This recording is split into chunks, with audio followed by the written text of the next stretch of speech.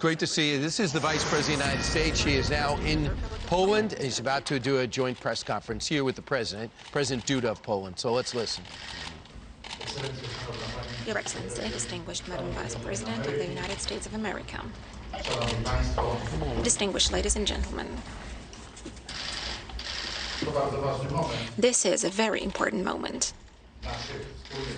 in our relations. But first and foremost, under these circumstances which we are facing right now in Europe, behind our eastern border, in Ukraine, friendly to us and with us, where the Russian troops are carrying out a barbarous aggression, murdering innocent people, murdering civilians, bombing maternity hospitals, from which, under dramatic circumstances, wounded women right before labor are being carried out. None of us has ever expected that we would be able to see such scenes in the 21st century. Especially, it is a great satisfaction to all of us here in Poland that Madam Vice President of the United States of America, Mrs. Kamala Harris, is here with us in Warsaw, in our country. And she's demonstrating the strength and depth of the transatlantic and allied bond, demonstrating decisive engagement and commitment of the United States to the security of NATO's eastern flank and to Europe as a whole. Let me stress very forcefully, there is no doubt whatsoever that together with the United States and our other allies, within the framework of the North Atlantic Alliance and along with the entire free and honest world, we stand with Ukraine. We stand with Ukraine, and we will try to do our best to make sure that Ukraine can be defended. Thank you very much, Madam Vice President, for coming. Thank you for our meetings today, for the conversations that we have had. We had a meeting just a couple of minutes ago. We had a private meeting, a tete-a-tete meeting, and we also met with Polish and American delegations. We discussed all the important topics, and I highlighted very forcefully how important it is, and I thanked also for the position of the President of the United States, Mr. Joe Biden. I thanked for the position of Madam Vice President and her team, but I also thanked for the position of the U.S. Congress. I thanked for this necessity and actually the imposition of effective sanctions on the Russian Federation. The United States is in the vanguard of those sanctions, and speaking honestly, these sanctions are working.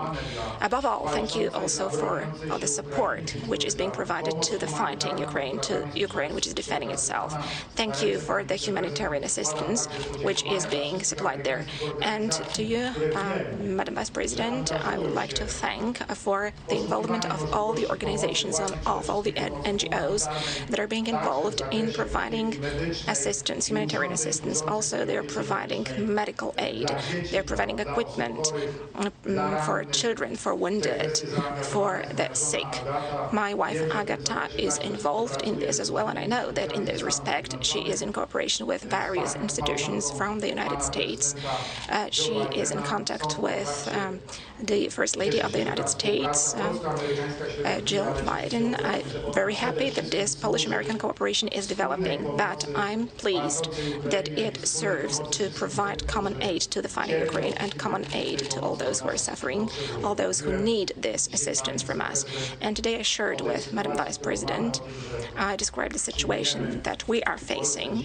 I said that today, for a number of days actually, we have been receiving refugees from Ukraine in Poland. This number is close to 1.5 million persons who have come to us, and I'm addressing my compatriots right now. I was proud to tell Madam Vice President that all those people have not been sent to any camps, any refugees camps. They have been accepted and received by Polish families in Polish homes. They are accommodated in Polish hotels, in Polish spa resorts, in Polish motels. Most often, however, they are accommodated with private people. They have been received by ordinary Polish people who feel in their hearts that they should extend a helping hand to the people in need. And I thank you so much for this to my fellow Polish people. This is a reason to be proud for us, for the Polish authorities, and I'm very, very much grateful to you for that.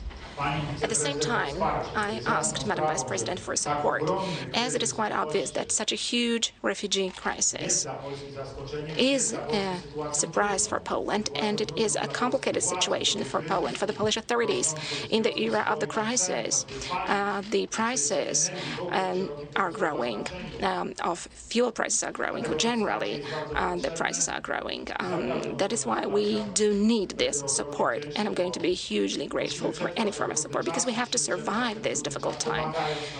And we have to do that by helping our neighbors, because that is extremely important right now. However, first and foremost, we discussed security issues. The presence of Madam Vice President here in Poland is yet another demonstration of U.S. presence in Poland. Next to the U.S. troops that we have here, next to U.S. defensive systems that are protecting our skies today and our land, we also have with us here today the political representation, the top-level political representation of the United States, led by Madam Vice President. And this is a very clear political message where most important things are happening today on the global stage in Europe. We have to rescue Ukraine. All of us are acutely aware of that. All hands should be on board. Ukraine needs to be helped, and we have to stay united in that respect. We need to stand together in this respect within the North Atlantic Alliance, keeping solidarity, speaking absolutely with one voice, just as we have to stand together in the European Union and in all the other international communities. We have to impose more sanctions on Russia. We cannot accept such military activities which bear the characteristics of the features of a genocide, because I don't think that anybody is in any doubt. If hospitals are bombed where pregnant women are staying, where children are staying, when ordinary people are killed, where bombs are dropped, when missiles are launched into residential houses, where there are no military installations, then this is an act of barbarity, bearing the features of a genocide. It aims at eliminating and destroying a nation. Hence, we have to stand and present a very tough stance here as representatives of the free world. And Poland stands here together with the United States of America, just like, I have no doubt about that, all our allies stand with Ukraine and all the honest authorities and states, especially democratic states. And at the end of our conversation, I mentioned the fact that we want to boost our security also on our own here in Poland, also thanks to the purchase of American equipment for our armed forces. There are already ongoing programs, such as Patriot programs, such as HIMARS program, the program of the purchase of F-35s, or the recently started program of the purchase of Abrams tanks for Poland. I asked Madam Vice President that those programs should be accelerated as far as this is possible, because we want to provide this state-of-the-art equipment to our armed forces as soon as possible. If there is such a need, I think everybody can see that. We do not need to comment on this situation. We are able to witness the dramatic scenes unfolding in Ukraine. Every day in the media, you can see those horrifying scenes. But at the same time, we're able to witness the huge heroism and incredible determination of the Ukrainian people. And we stand at the side of the Ukrainian people. We're going to support them with all our strength, but at the same time providing the security of our countries, which is of crucial importance to us. Once again, thank you very much, Madam Vice President, for coming to Warsaw. Thank you for this demonstration that we stand together and that we are a huge Euro-Atlantic community of freedom and security. Thank you. I'd like to give the floor to Madam Vice President of the United States of America, Madam Kamala Harris. President Duda, and for the warm welcome under unfortunate circumstances, given what is happening in Ukraine, our friend. But I thank you for the warm welcome and for the very constructive and productive conversations we had today as part of our ongoing dialogue and friendship that spans generations. I would like to also speak directly to the Polish people. I have shared with your president that under his leadership and your leadership has been extraordinary. The world has been watching Poland, Mr. President, your leadership and the leadership of the people of your country. and we've witnessed extraordinary acts of generosity and kindness. We have seen through images on the television, looking at images of ordinary people doing extraordinary things in support of the dignity and the well-being of perfect strangers.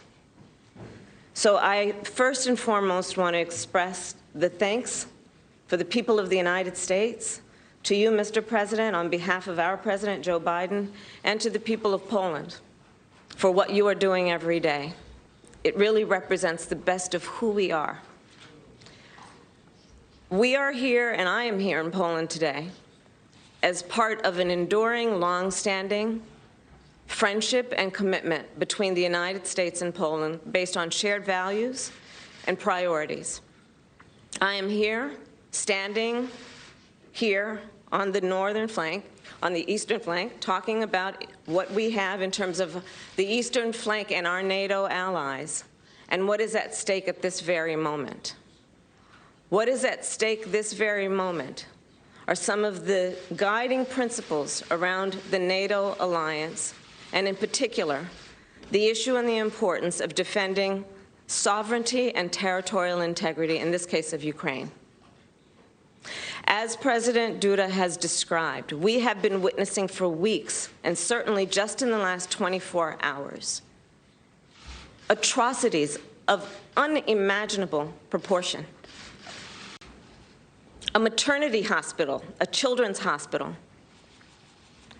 where we have witnessed pregnant women who were there for care,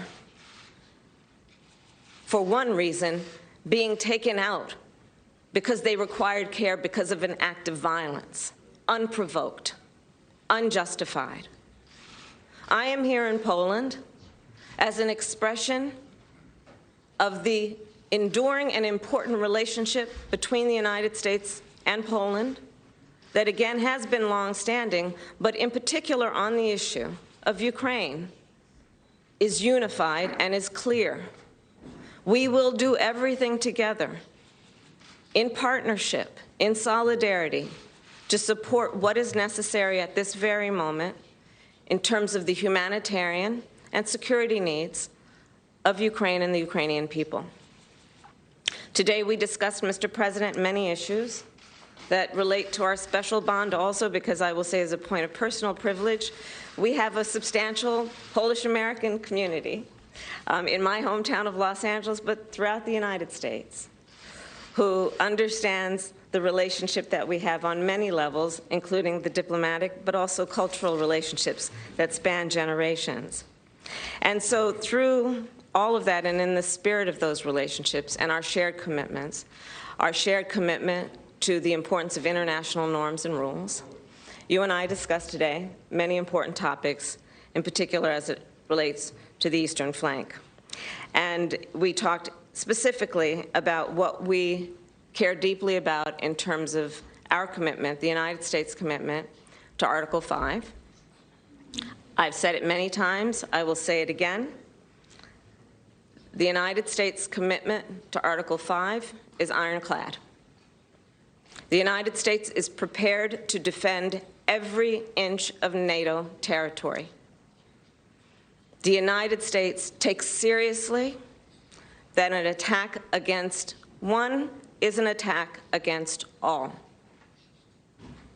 We are here today to restate that commitment, but also to do what we must do to reinforce our support of Poland and our allies through the EU and NATO alliance, in particular as it relates to troop deployment. We have recently deployed an additional 4,700 American troops to Poland. That's on top of the years of rotation of about 5,000 American troops in Poland. We are pleased to have announced this week that we have directed 2 Patriot missile defense systems to Poland, and today I can announce that we have delivered those Patriot systems to Poland. We do this as a reminder and as a demonstration of our commitment to the security of our allies and our commitment in particular to Poland at this moment in time.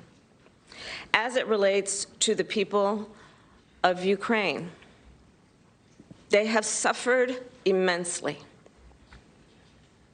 When we talk about humanitarian aid, it is because, yes, the assistance is necessary, but what compels us also is the moral outrage that all civilized nations feel when we look at what is happening to innocent men, women, children, grandmothers, grandfathers,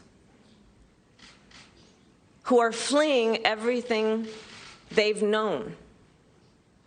Our outrage, which compels not only our security assistance, but our humanitarian assistance, is rooted in the fact that also we support the people of Ukraine who have shown extraordinary courage and skill in their willingness and, yes, ability to fight against Putin's war and Russia's aggression. So today we are also announcing, in pursuit of what must happen, which is to provide humanitarian assistance, that we will give another $50 million, the United States will, through the UN's World Food Program, to assist with humanitarian aid. The President and I also talked about the fact that, as he mentioned, Poland has taken, in just a very short period of time, in excess of 1.5 million refugees in from Ukraine. And that has put an extraordinary burden on Poland and the people of Poland. And so we will continue with the support that we can give you, Mr. President, in terms of the work that you and the people of Poland have been doing to bear this burden, but in a way that really has been with such grace and such generosity. We also are pleased to have shared with the President what our United States Congress has done, which is there is a commitment now of $13.6 billion in humanitarian and security assistance that will be then distributed and shared with Ukraine and the people of this region and Europe. All again understanding that this moment in time requires both a humanitarian response as well as security assistance. And today I'm also pleased to say that we are in ongoing discussions with Poland and our allies about the effectiveness of sanctions thus far and going forward. As we have announced in the United States, we have, through the United States Department of Justice, started a task force to do what is required and necessary and appropriate in terms of investigations as it relates to any criminal activities and behaviors on behalf of institutions and individuals, including oligarchs. We talked, the President and I, about the effectiveness of the sanctions we've seen thus far in terms of the courage and the bold action that has been taken through the NATO alliance to do what is necessary to send a clear signal that there will be, as we promised, severe cost and consequence for Russia's aggression, to the point that we have now seen a free fall of the ruble, to the point that we have now seen that Russia's credit rating has been rated as junk, and what we know to be real economic consequence to Russia because of Putin's war. As you know, the President of the United States also made the decision to do what was necessary in terms of the purchase of Russian oil in the United States. Again, we will continue to focus on this issue, keeping in mind that this is a moment that requires severe and swift consequence for Russia's aggression against Ukraine. And I'll close by saying what we say every day for these last weeks, which is we stand with the people of Ukraine, that we admire their courage, and that we are aligned in our support of their sovereignty and territorial integrity. Thank you, Mr. President. Mamy czas na pytania dziennikarskie. Proszę o zadanie pytania panią Jacqueline Skowrońską z TVP. Madam Jacqueline Skowrońska from the Polish television. My name is Jacqueline Skowrońska. I represent Polish television. I would like to ask my question to both Madam Vice President and Mr. President. In what way has this brutal attack of Russia against Ukraine impacted Polish-American relations? Anthony Blinken, State Secretary, during his last visit to Poland, was saying that the Polish-American friendship has never been so strong in history as it is now. Is it going to translate also on the permanent military presence of the United States in Poland? Thank you very much. It cannot be said too frequently or strongly enough. The relationship between the United States and Poland is a deep, enduring, and strong one, and dare I say, has become even stronger when we have been faced as a world with such adversity. I think we all know, even in our personal lives, adversity really, truly can present the real measure of an individual or a relationship. And what we have seen, without any doubt, is that this friendship and relationship between the United States and Poland is a strong one. Szanowni Państwo, Ladies and gentlemen, answering your question, I would need to go a little bit back into history, deeper into history. Let me put it in the following way. When I started my service as President of the Republic of Poland in 2015, I was perfectly aware of the fact that an aggressive Russia, like President Lech Kaczynski was saying in Georgia in 2008, would not stop only attacking Georgia in 2008 and attacking part of Ukraine in 2014. I knew that this appetite, this imperial appetite, will grow if the world does not react to that.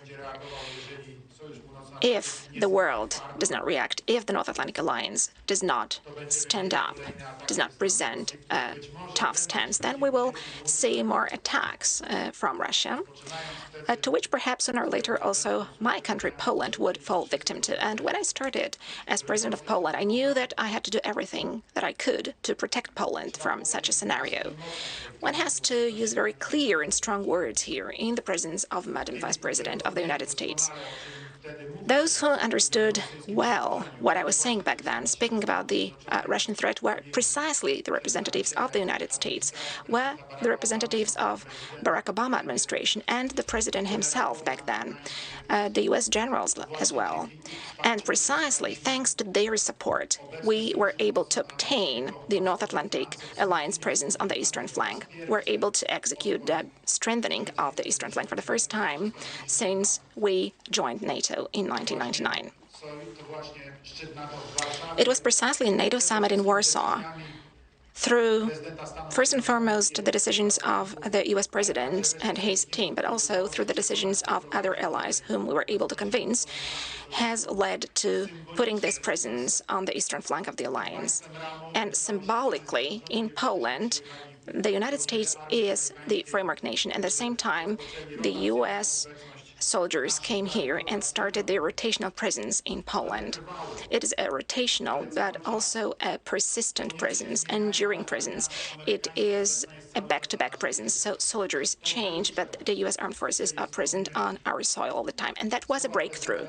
If we recall the words of President Lech Kaczynski, which I quoted many times, and he said those words to me back in 2008, he said, and I quote, "Andrzej, when U.S. soldiers are on our soil, when U.S. military installations are on our soil, when U.S. military equipment is put on our soil, then the whole world will be able to see that we are no longer a Russian sphere of influence.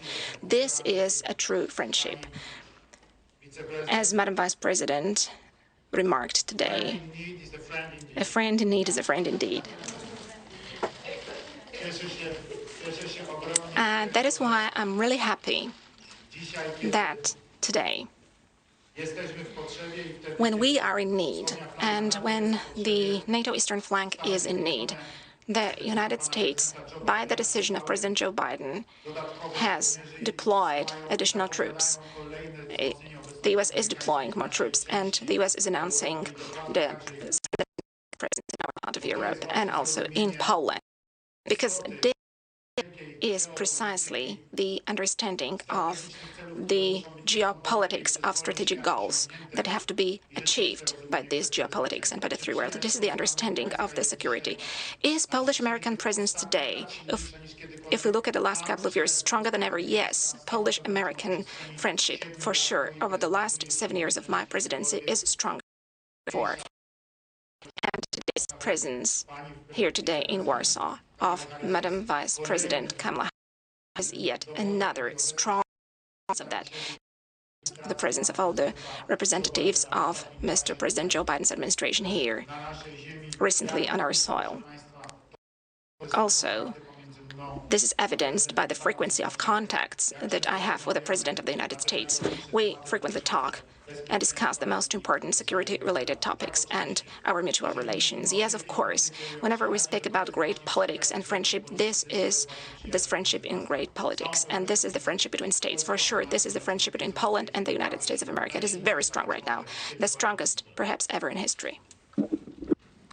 The next question will come from Nandita Bose of Reuters.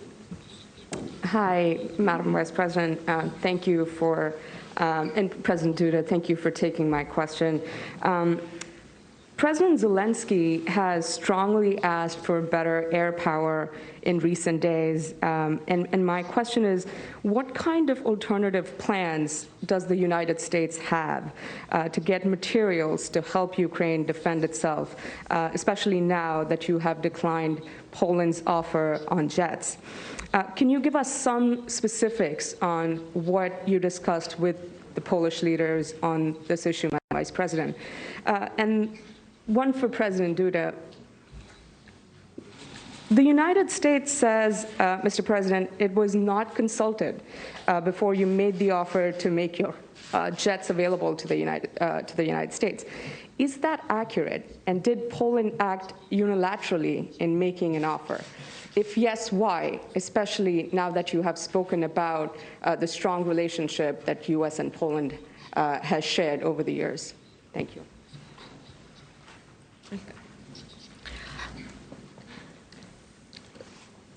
I want to be very clear.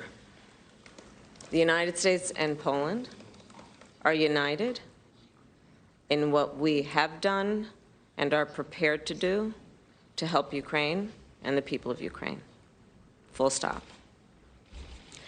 In terms of the work that the United States has done thus far, we have, as you know, given military, humanitarian, and security assistance, and that is an ongoing process. As I mentioned earlier, Congress, the United States Congress, has now made a decision for $13+ billion of United States, of U.S. money to go to Ukraine and our European allies to assist in terms of both their security and humanitarian needs. We have also just this past week given $240 million in security assistance delivered to Ukraine, and that's on top of the $1 billion in just the past year that we have sent to Ukraine. I can tell you that the issue facing the Ukrainian people and our allies in the eastern flank is something that occupies one of our highest priorities in terms of paying attention to the needs, understanding it is a dynamic situation and requires us to be nimble and to be swift. I mentioned being swift in terms of accountability and consequence. We also fully appreciate we must be swift in terms of providing assistance where we can be helpful, and we will continue to do that.